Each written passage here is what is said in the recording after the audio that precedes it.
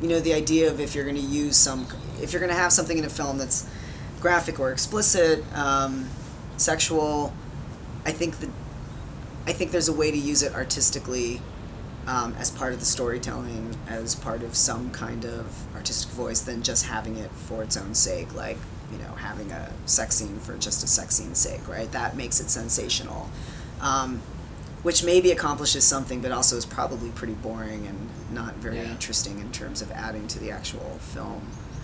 Whereas, you know, if it's part of the storytelling device and there is some kind of consequence with it, there's some kind of responsibility that comes with it, then then I think it can be used really well.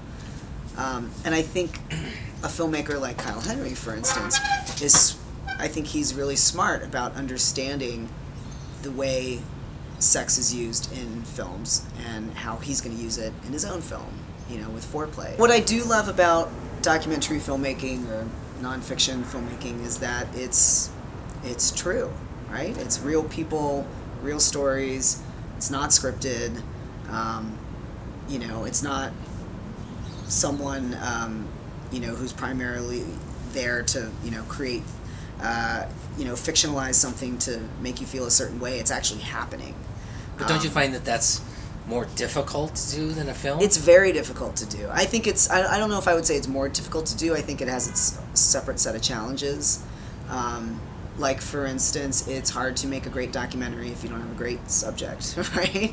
But at the same time, it's hard to make a great fiction film if you don't have great subjects, right? So it's the same kind of thing. The difference is there's a certain amount of control that you have to relinquish when you're working in nonfiction filmmaking, because, you know, a subject might all of a sudden run down the street at full speed, and you have to make a decision right then and there if this is part of it, and if you're gonna cover it, and how you're gonna incorporate it, and are you gonna run with them, like what's going on.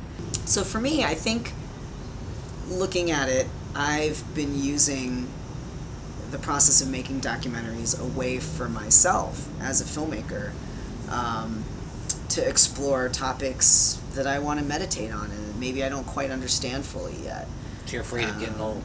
Maybe not so much anymore, you know? Maybe for me it was an opportunity to really think about aging and just kind of like the aging process and, you know, the way that society looks at it. How do I think about it? Like, you know, how's the LGBT community think about it? How do different individuals deal with that? And what is kind of the role of community within that process, or the lack thereof? And so for me, it was a really great opportunity to look at all that in the process of making this film. And what did you learn about during the process? Yeah, I think what I learned is, I mean, kind of, you know, community plays a huge role.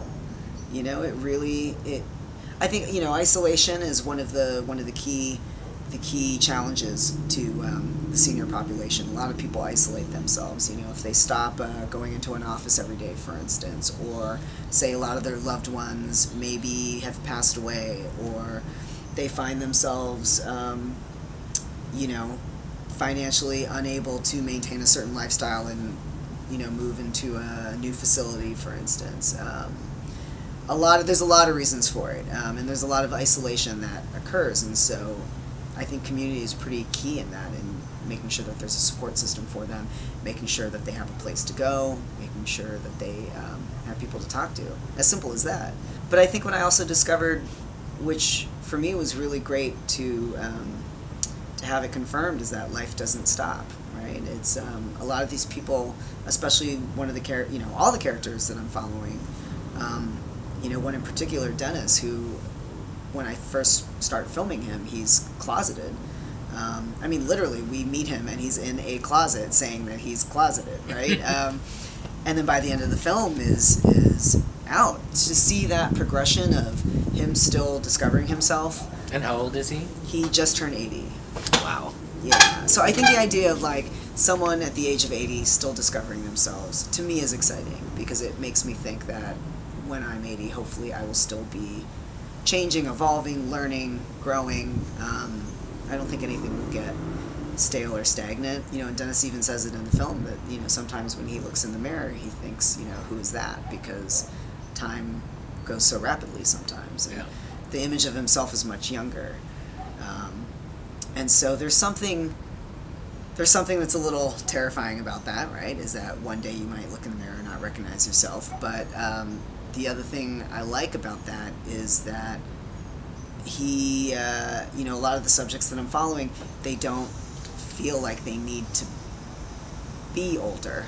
They still think that they are, you know, doing what they did when they were younger. I definitely have another documentary idea in mind, but I also have a narrative feature in mind that a friend of mine's been writing the screenplay for while I've been finishing this film. So now I'm also trying to, you know, take this time as an opportunity to start developing that project more as well. So if all goes well, there'll be more projects in the future.